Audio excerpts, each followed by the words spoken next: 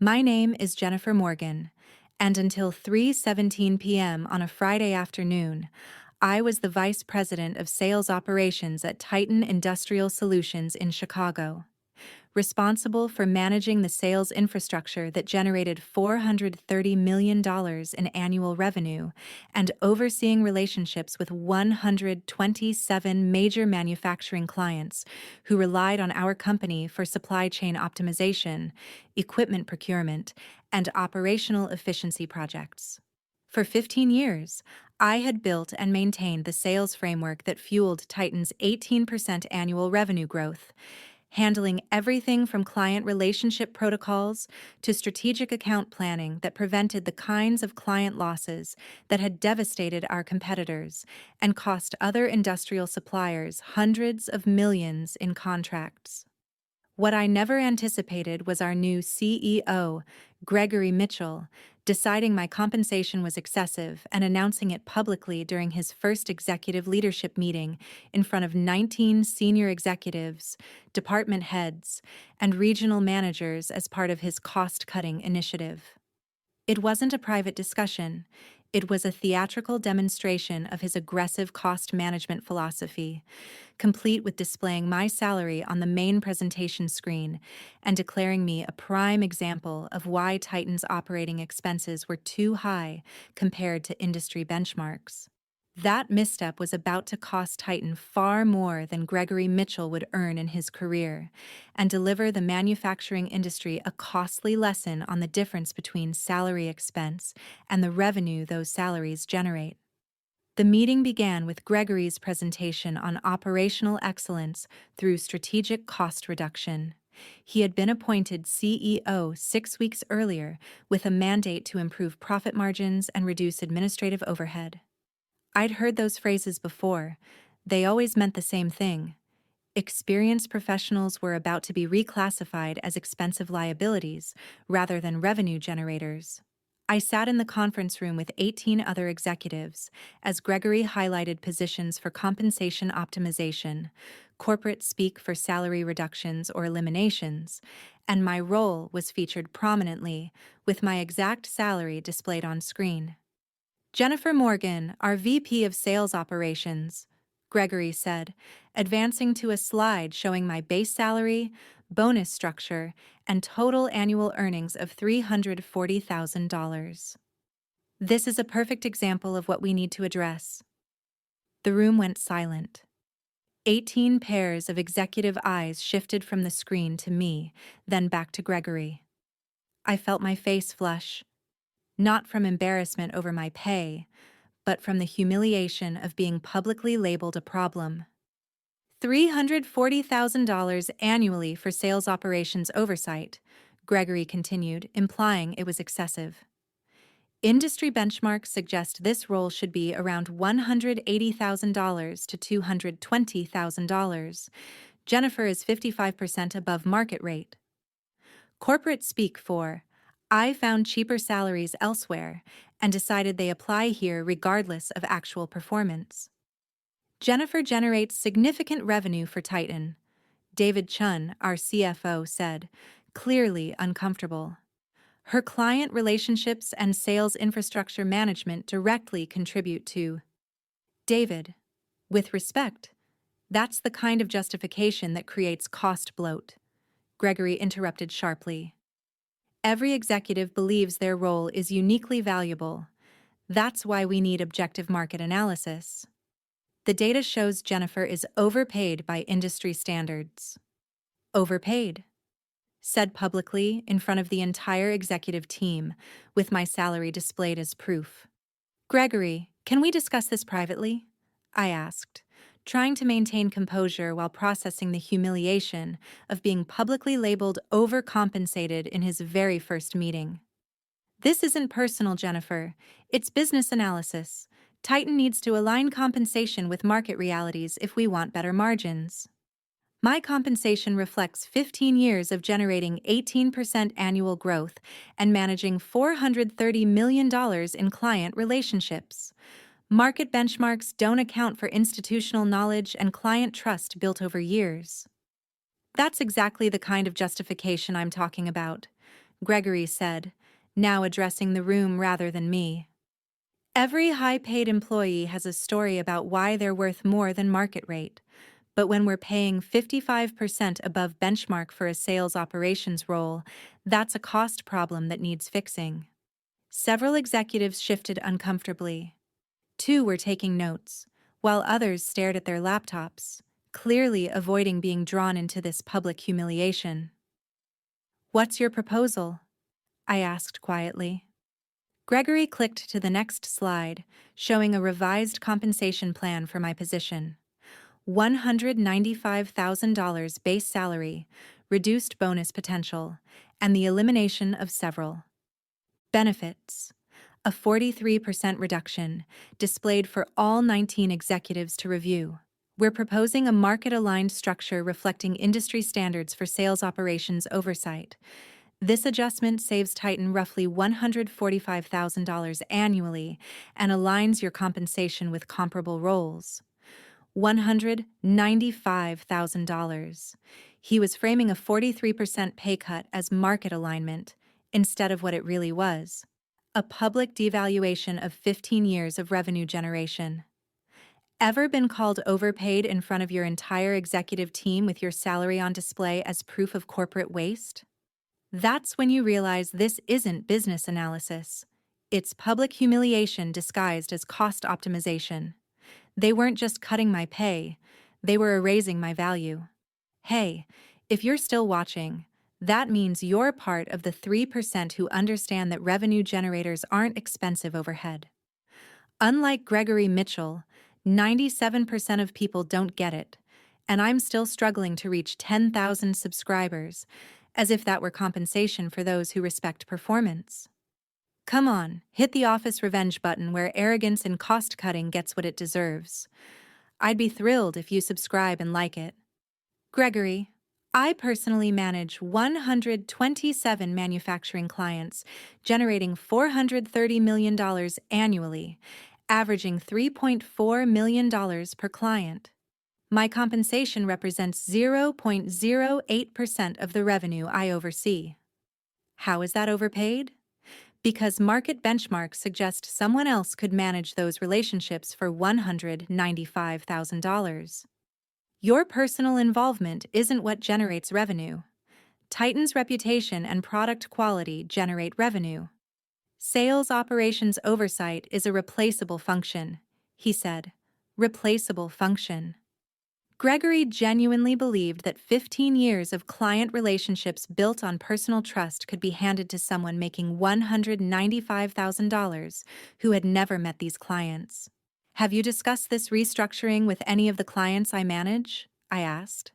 Client relationships are institutional assets, Jennifer.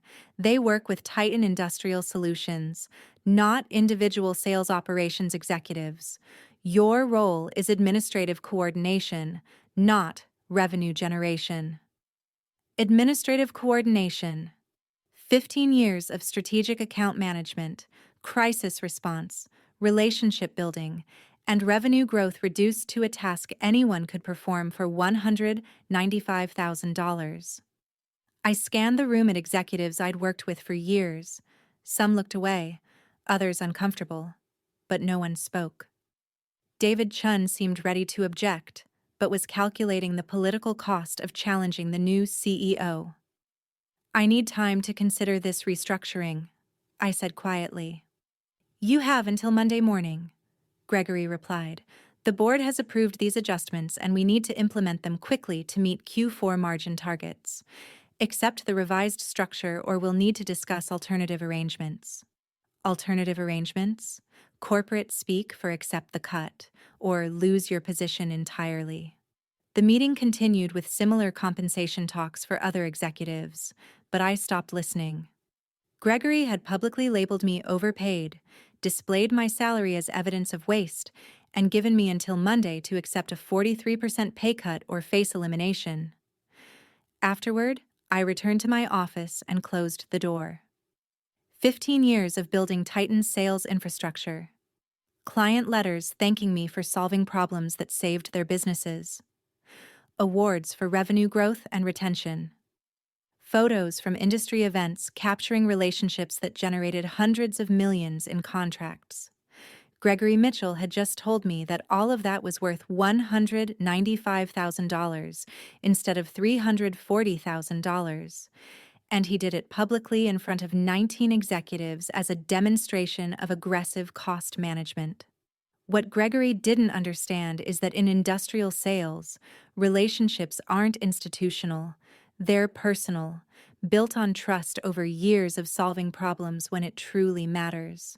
When clients face supply chain crises, equipment failures, or operational challenges that determine whether factories run or shut down, I open my laptop and pull up my client database. 127 manufacturing clients representing $430 million in annual Titan revenue. Most of my clients had my personal cell number, and many had told me over the years that they worked with Titan specifically because they worked with me. Then I opened my email and saw the message I'd received 4 months earlier from Robert Harrison, CEO of Apex Industrial Group, Titan's primary competitor. Robert had been trying to recruit me for 3 years, and his latest offer had been compelling. Senior Vice President of Client Relations, full operational authority, equity participation, and compensation that reflected actual revenue generation rather than arbitrary market benchmarks. I had declined that offer out of loyalty to Titan. That loyalty had just been valued at $195,000 instead of $340,000, and announced publicly in front of my peers. At 3:17 p.m. on Friday, I composed a simple email to Gregory Mitchell and the executive leadership team. After careful consideration of today's compensation discussion, I'm resigning from Titan Industrial Solutions effective immediately. I've accepted a senior leadership position at Apex Industrial Group, where my compensation will reflect the revenue value I generate rather than market benchmarks. I wish Titan success with their cost optimization initiatives. Jennifer Morgan. I sent the email, packed my personal belongings, and walked out of Titan Industrial Solutions at 4:23 p.m., 66 minutes after being called overpaid in front of the entire executive team. By 4:47 p.m., I was on the phone with Robert Harrison. Robert, this is Jennifer Morgan. Remember the SVP position you offered me 4 months ago? I just resigned from Titan, and I'm very interested in discussing it. Jennifer, what happened? He asked. The new CEO called me overpaid in front of the entire executive team, displayed my salary as evidence of excessive costs, and gave me until Monday to accept a 43% pay cut. I decided not to wait. Anyone who calls you overpaid is someone who fundamentally doesn't understand industrial sales. Can you come to our office Monday morning? Let's finalize everything and start transitioning your client relationships immediately. I'll be there at 9 a.m. Perfect. And Jennifer, every client relationship you bring to Apex is a client Titan loses because they valued cost-cutting over revenue generation. This is going to be very good for us, and very expensive for them. When I hung up, I looked at my phone to see messages already arriving from Titan executives who had been in that meeting. Jennifer, I can't believe Gregory did that publicly. I'm so sorry. That was completely inappropriate. Are you okay? Did you really just resign? I didn't respond. What happened next wasn't about them. It was about Gregory Mitchell discovering the consequences of publicly calling someone overpaid without understanding their true value. By 5:30 p.m. Friday, my personal phone started ringing with calls from Titan clients who had somehow already heard I'd resigned. The first was Thomas Anderson, CEO of Anderson Manufacturing, my largest client, representing $34 million in annual Titan contracts. Jennifer, I just heard through industry channels that you left Titan. What happened? I resigned this afternoon after the new CEO decided my compensation was excessive. I'm joining Apex Industrial Group on Monday. Jennifer, we've worked with you for 12 years. You've saved our operations countless times. We don't work with Titan. We work with you. When can we talk about transitioning our contracts to Apex? Tom, I have a non-compete preventing me from soliciting Titan clients, but if you independently decide to work with Apex, I'd be honored to continue our relationship there. Consider this my independent decision. Let's schedule a call Monday afternoon to discuss contract transition. By 7:23 p.m. Friday, I received similar calls from 8 other major Titan clients, all asking variations of the same question. Can we follow you to Apex? Gregory Mitchell had called me overpaid to save $145,000 annually, but he was about to learn that some cost savings are catastrophically expensive.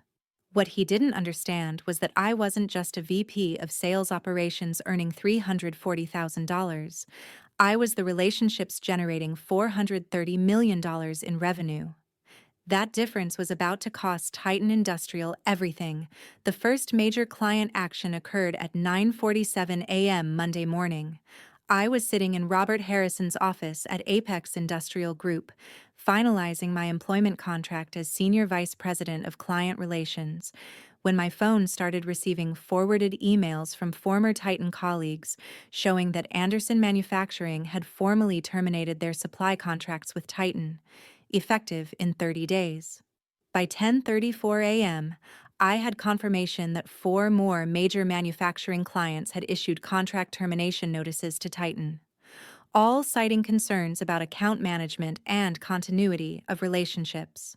By noon Monday, less than 72 hours after Gregory called me overpaid, Titan had received formal termination notices from 9 major clients representing $127 million in combined annual revenue. At 12:47 p.m., Gregory Mitchell called my personal phone. Jennifer, we need to discuss what's happening. 9 major clients have terminated contracts this morning, all specifically mentioning your departure. Gregory, I'm no longer employed by Titan. Client relationship management is your responsibility now, handled by whoever you hire at the market-aligned $195,000 salary you proposed Friday. These terminations are directly related to your actions. This looks like coordinated solicitation. You've contacted clients, haven't you? I haven't contacted a single Titan client, Gregory. My non-compete prohibits solicitation, and I followed it precisely. If clients choose to terminate their Titan contracts, that's their independent business decision based on whether they trust Titan's account management without the person they've worked with for years.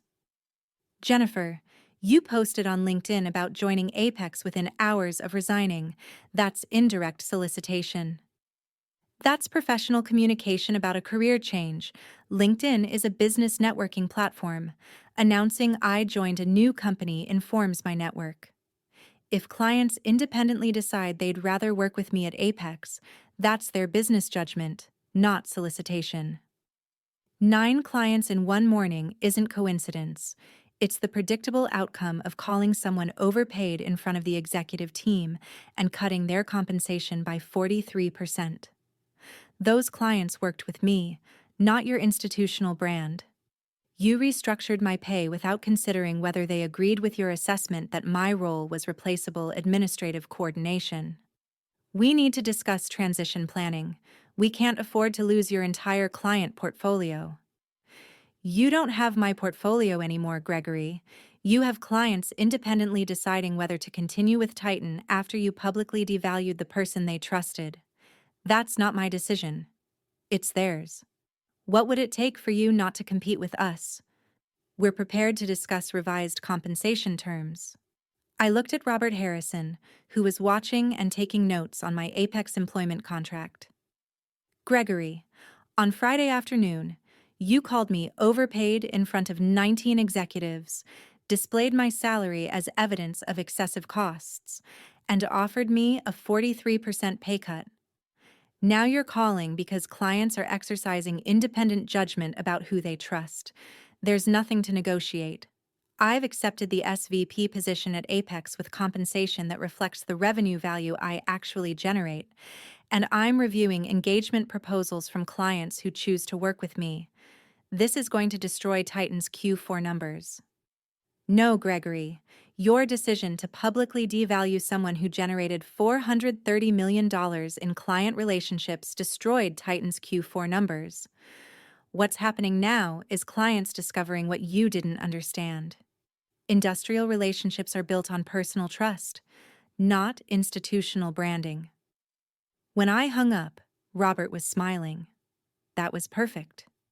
Gregory had just admitted on a recorded call that client relationships were the foundation of their revenue.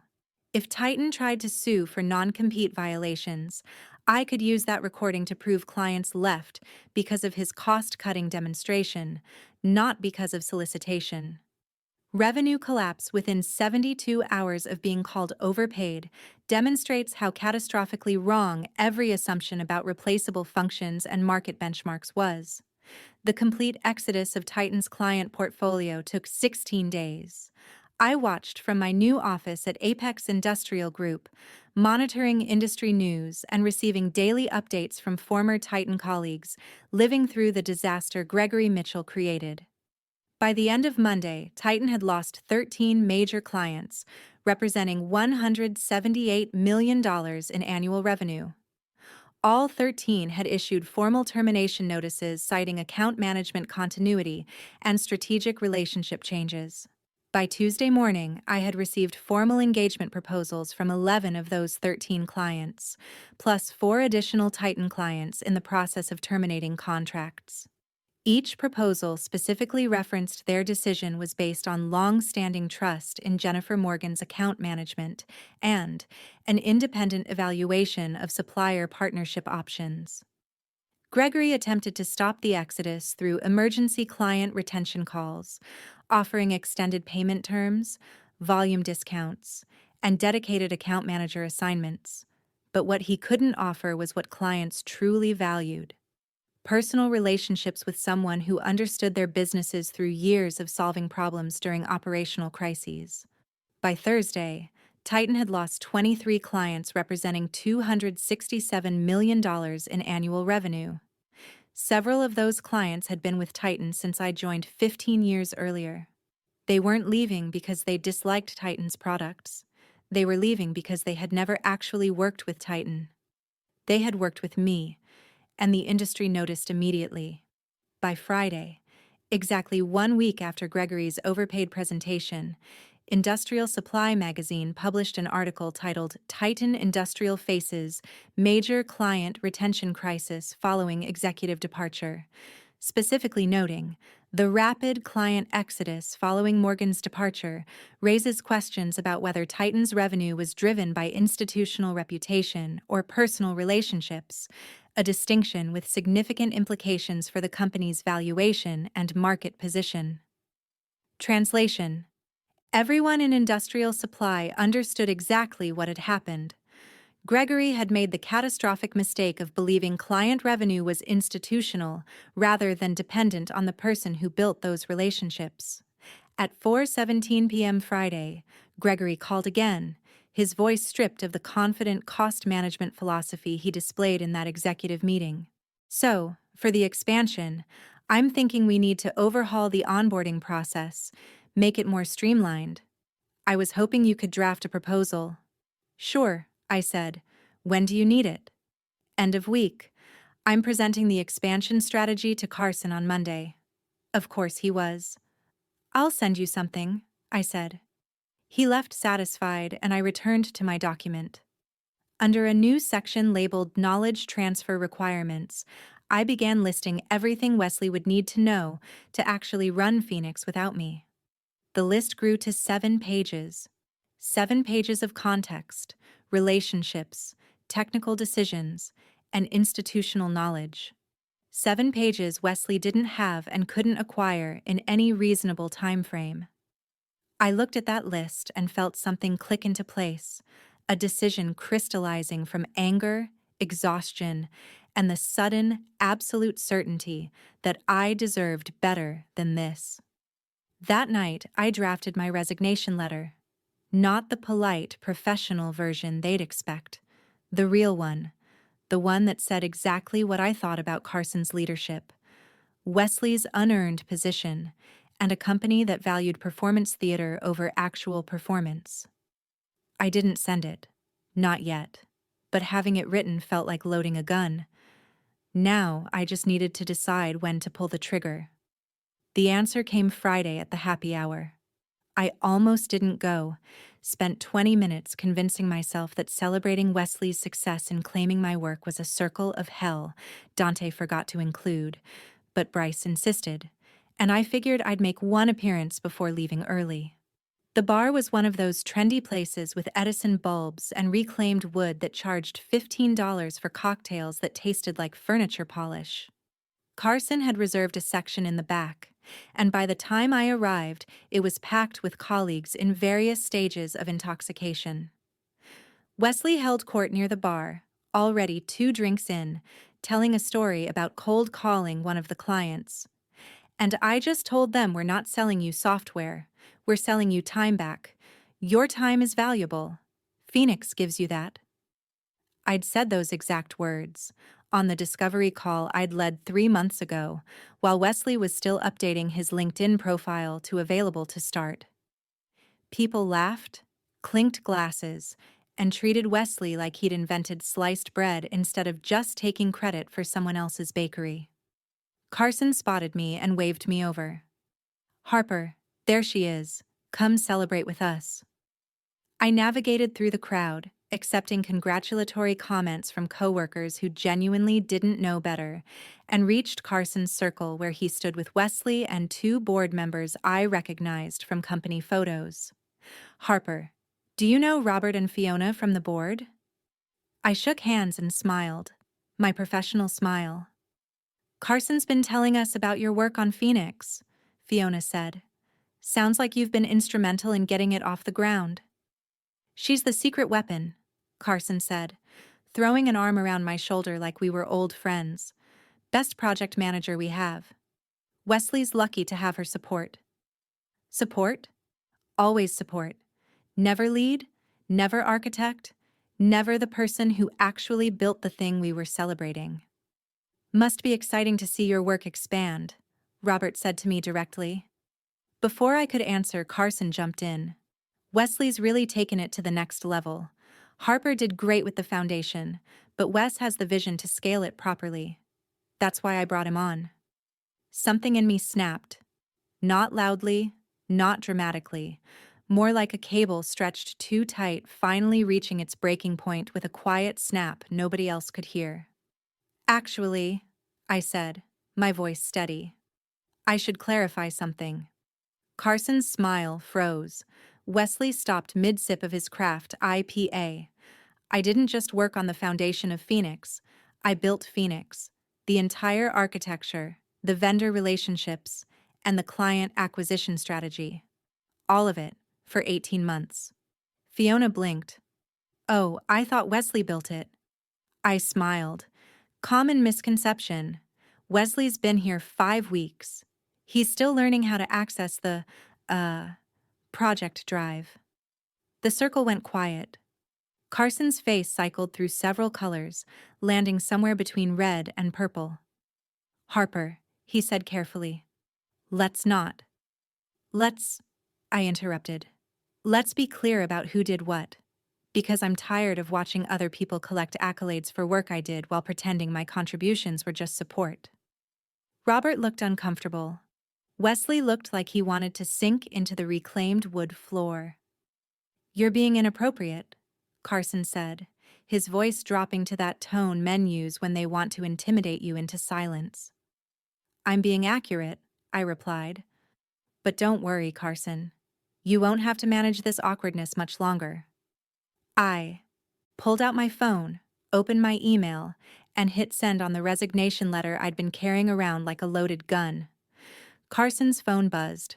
So did Wesley's. So did everyone else in the circle who was on the company email system. "I quit," I said simply. "Effective 2 weeks from today. Wesley can figure out Phoenix on his own now. I'm sure his strategic vision will be more than enough." I set my drink down untouched and walked out of the bar. Behind me, I heard Carson calling my name, heard the murmur of confused voices, and someone ask, "Wait, Did she just quit via mass email? Yes, yes, I did. And it felt absolutely incredible. The weekend passed in a blur of ignored phone calls and increasingly frantic emails. Carson tried to reach me 6 times on Saturday alone. I let every call go to voicemail. His messages progressed from, "Let's talk about this," to, "I'm sure we can work something out," to, "You're under contract and need to complete your notice period professionally." I was 2 weeks professional as hell, just not in the way he wanted. Monday morning, I showed up exactly at 9 a.m. Nothing earlier, nothing later. Walked past the reception desk where Kelsey gave me a look of mingled sympathy and awe. News had clearly spread. My desk looked the same, but the atmosphere felt different. People kept glancing at me, then quickly looking away, like I was a solar eclipse they weren't supposed to stare at directly. I logged into my computer and opened a fresh document titled Phoenix Transition Documentation. Then I started writing the most thorough, technically accurate, and completely useless handoff document in corporate history. Every process was explained in perfect detail, with no context. Every vendor listed had no relationship history. Every system dependency was documented with no explanation of why it mattered. If they wanted my work without wanting me, they'd get exactly that. The work stripped of all the institutional knowledge that made it functional. Carson appeared at my desk around 10 a.m., looking like he'd slept in his car. My office now. I saved my document and followed him. He closed the door harder than necessary. "What the hell was that on Friday?" "My resignation. You humiliated me in front of board members. I corrected a misunderstanding about who built Phoenix. If that felt like humiliation, maybe examine why the truth stung so much." His jaw clenched. "You signed a 2-year contract with an at-will employment clause." I checked with a lawyer. I hadn't, but he didn't need to know that.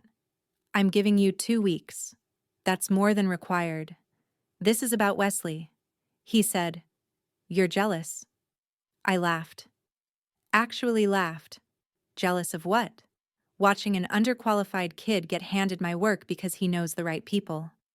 "I'm not jealous, Carson. I'm done. You won't get another job in this industry. I'll make sure of it." Threats? Really? That's your play? I leaned back in my chair. "Go ahead. Tank my reputation. But you should know that most of our key vendors have my personal contact information. Several clients have already reached out asking if I'm available for consulting. And those board members Friday?" Fiona emailed me Saturday asking for my LinkedIn. The color drained from his face. "You can't poach our clients. I'm not poaching anyone, but I can't control whether they choose to work with me independently after I leave. That's called a free market, Carson. You should look into it. The non-compete covers direct competitors. I'm not joining a competitor. I'm going independent."